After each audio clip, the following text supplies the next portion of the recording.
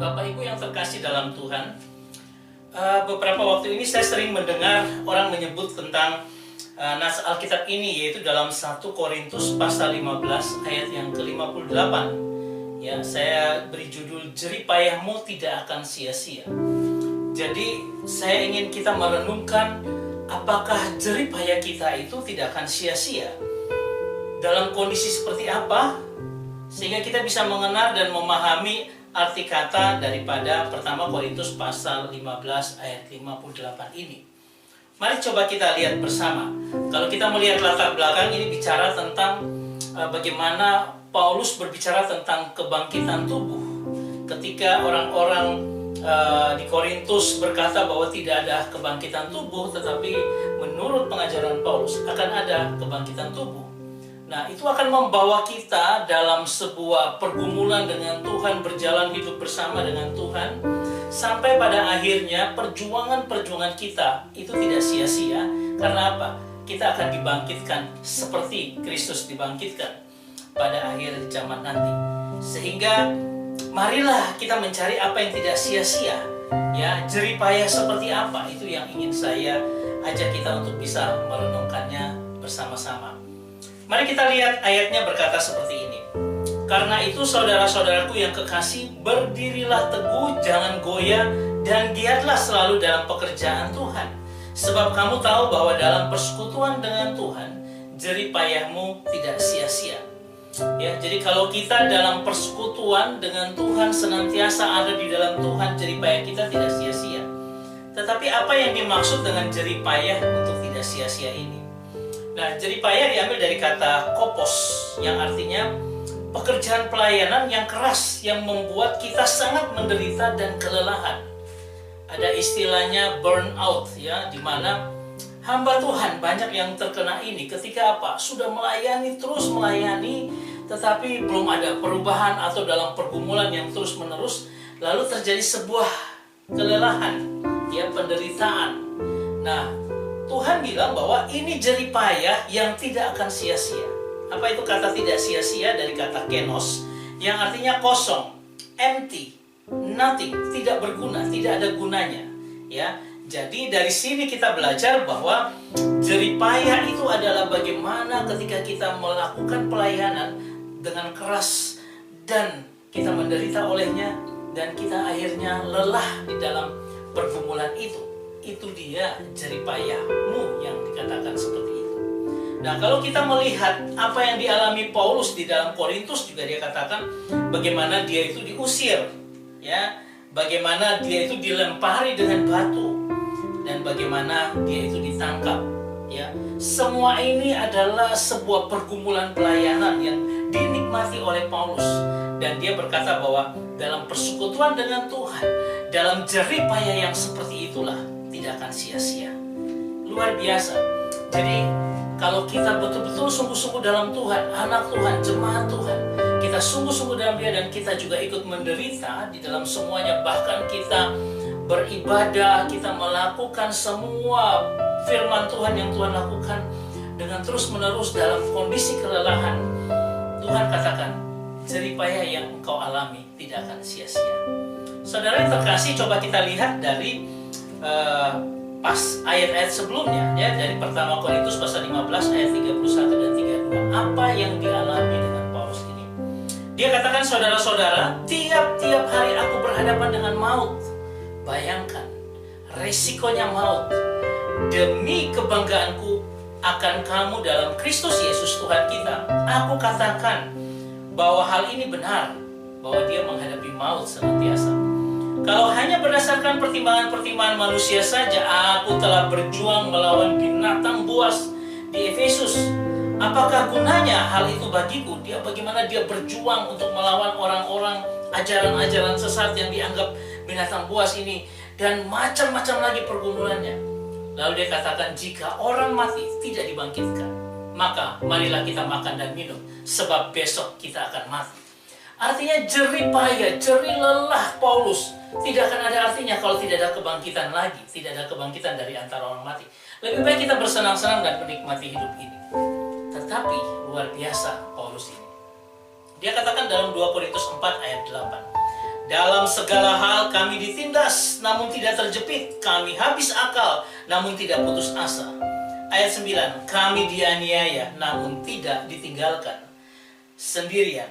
Kami dihempaskan, namun tidak binasa. Kami senantiasa membawa kematian Kristus di dalam tubuh kami, supaya kehidupan Yesus juga menjadi nyata dalam tubuh kami. Ini orang yang jeripayanya tidak akan sia-sia. Orang yang sungguh-sungguh dalam Tuhan, melakukan all out untuk Tuhan. Dan saya harap kita juga punya jerih lelah yang demikian. Saudara, coba kita lihat lagi apa yang sebenarnya bicara tentang jerih yang tidak sia-sia ini, jerih payah yang tidak sia-sia. Ada 3 hal yang Paulus ingin kita mengerti. Pertama, berdiri teguh artinya tetap teguh dalam iman kita kepada Kristus. Apapun ajarannya, apapun tantangan hidup tidak akan menggoyahkan kita. Nah, itu diterjemahkan lagi dengan jangan goyah. Artinya iman yang sudah kita pegang teguh ini tidak akan membuat kita goyah, karena kita punya kekuatan berdiri teguh. Dan dia katakan begini, ayat bagian ketiga, giatlah dalam pekerjaan Tuhan. Ya, berdiri teguh, jangan goyah, giat dalam pekerjaan Tuhan. Apakah giat dalam pekerjaan Tuhan itu? Ternyata kata giat dalam pekerjaan Tuhan yang ada adalah periseuo. Ya, periseuo.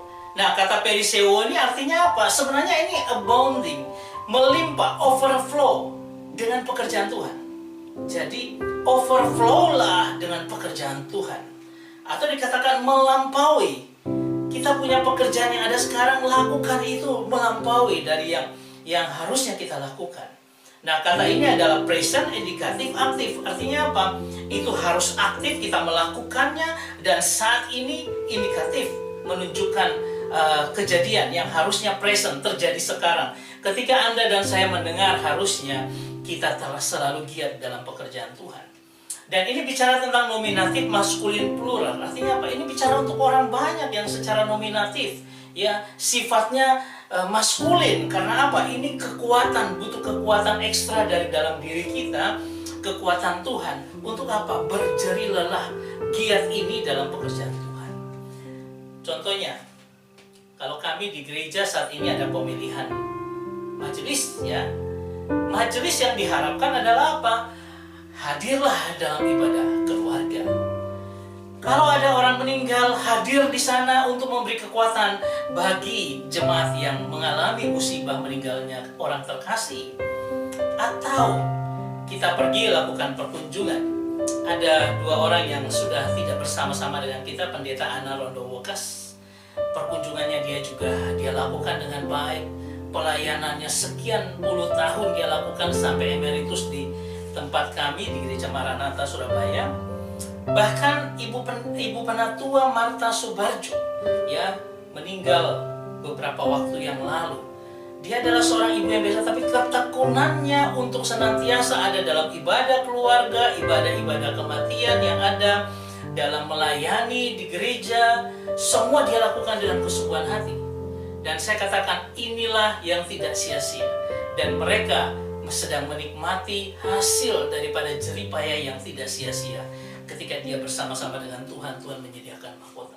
Inilah contoh, ya. Ada lagi, kita melayani dalam ibadah hari Minggu, ya.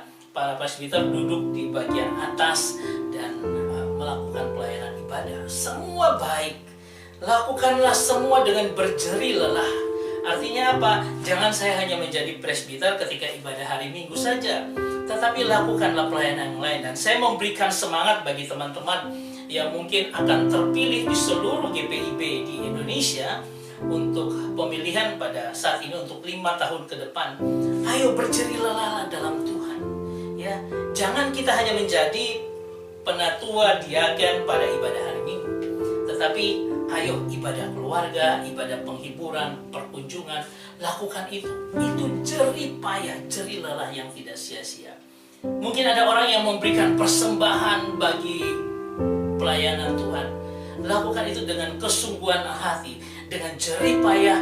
Semua yang engkau punya, berikanlah. Berkat itu berlebih untuk membantu pelayanan. Itu juga jerih payah yang tidak akan sia-sia. saya mengharapkan ini menjadi berkat dalam kehidupan kita ketika kita dipanggil Tuhan bersama-sama di dalam sebuah pelayanan.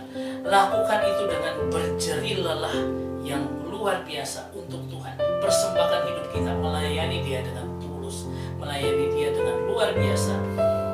Walaupun kelelahan itu ada di dalamnya, tapi tetaplah melayani Tuhan. Bukan hanya kepada presbiter atau pelayan-pelayan Tuhan, tapi bagi jemaat Tuhan juga. Saya menghimbau jangan Anda menjadi hanya sebagai jemaat atau bergereja pada hari Minggu saja. Setiap ada ibadah keluarga, ibadah-ibadah yang lain, aktiflah. Berjerih lelahlah di dalamnya. Membantu pelayanan dengan apa yang kita bisa. Baik itu bisa melalui paduan suara, baik itu bisa melalui pelayanan-pelayanan kategoral, aktiflah. Dan itulah jerih payah yang tidak sia-sia. Tuhan tidak menjadikan kita hanya untuk menjadi anggota jemaat pada hari Minggu, setelah itu tidak. Dia mengharapkan lebih, makanya dikatakan periseo, artinya melimpah, lebih daripada apa yang biasanya. Bukan hanya sekedar jemaat hari Minggu, tetapi lebih pada ibadah-ibadah yang lain atau kegiatan aktivitas yang lain. Tuhan ingin kita bisa berjerih lelah, bergiatkan diri kita di dalam hal itu. Maka Tuhan akan katakan, jerih payahmu tidak sia-sia. Kiranya Tuhan memberkati kita semua.